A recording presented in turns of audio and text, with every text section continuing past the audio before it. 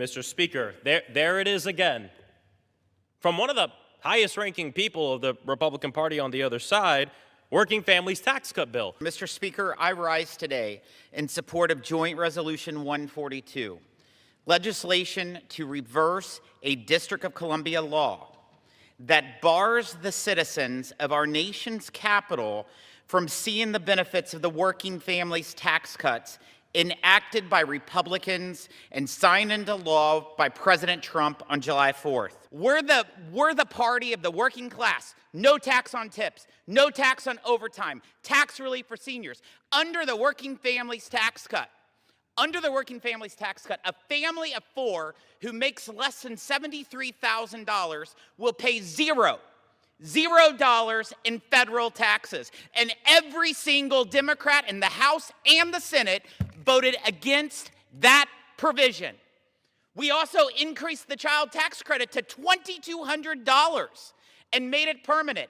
And every single Democrat voted against it. We created Trump investment accounts for every new child born in America, $1,000 seed money to transform their life, and every single Democrat voted against it.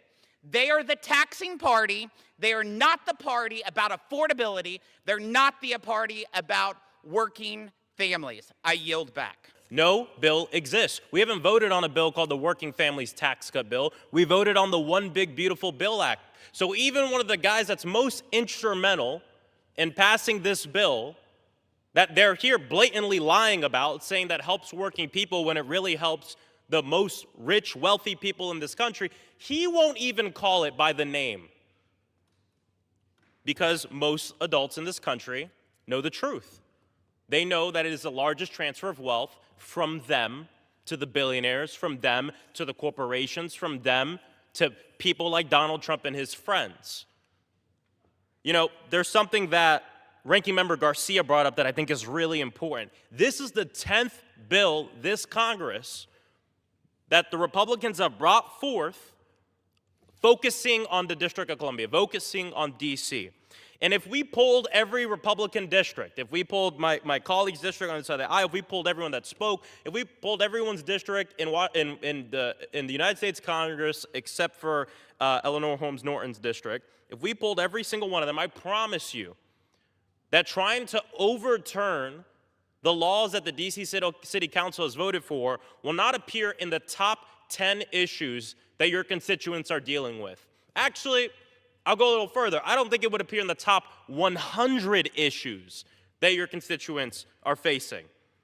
So instead of bringing forth 10 bills to undo democracy for the people of D.C., we could have done 10 other things. Instead of bringing forth a bill on D.C., we could have done something on housing. Rent is skyrocketing. People can't afford to live in a home because of the rising costs of rent. Number two, instead of bringing the second bill on D.C., we could have done something about utility prices, the power of heat, the power of AC, the power of power. It's up 6.7%. Donald Trump had said that he would cut utilities in half. That hasn't happened. They've gone up. When the third bill to do something on D.C. came to the floor, we could have done something about health care. We have a broken health care system in this country, where health insurance companies are making skyrocketing profits. We're paying more. More Americans are dying because they're not rich and because they don't have money. When the fourth bill on D.C. came to Congress, we could have done a bill to lower grocery prices for Americans. Donald Trump ran saying he'd do something about it. Donald Trump said when he was elected as the President of the United States that he would lower grocery prices on day one. On day one. But grocery prices are up. When the fifth bill came to the House floor on overturning a D.C. city law, we could have done something on corruption, something on Congress. We could have banned members of Congress from buying and trading stock. We could have done something to put some guardrails on the presidency so no president can make money off of being the president of the United States. We know being president is one of the most lucrative things that Donald Trump has done. We could have handled corruption in the Supreme Court. When the sixth bill came to the House floor on the D.C. laws, we could have done something on campaign finance reform. We could have ended Citizens United, done something about the fact that corporations and billionaires can flood our elections with unlimited amounts of dark money, essentially trying to change the outcome to elect pawns and puppets to help them for what they want. When the 7th bill came to the House floor on Washington, D.C., we could have done something to maybe rein in ICE, this agency that is going around terrorizing our neighbors. I mean, maybe, just maybe, Renee Nicole Good and Alex Preddy would be alive right now if maybe on the 7th D.C. bill we did something about this. On the 8th D.C. bill, we could have done something to help small businesses, passing legislation, because we do too much to help the big corporations and nothing to help small businesses and entrepreneurs. On the 9th bill that Republicans brought to the floor this Congress, maybe we could have done something on reversing the One Big Beautiful Bill Act that they passed, and we could have taxed the billionaires. The gentleman was saying we're the tax party. I want to tax the billionaires more. I want to make sure that they're paying their fair share. Hell, if a teacher, if a nurse, if someone who works at a grocery store is paying their fair share, how come billionaires aren't?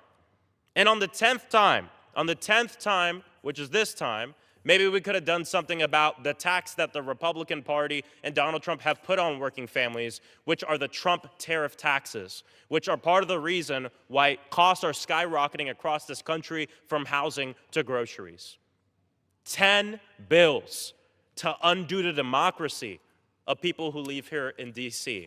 10 issues and 10 solutions we could have worked on to help working families.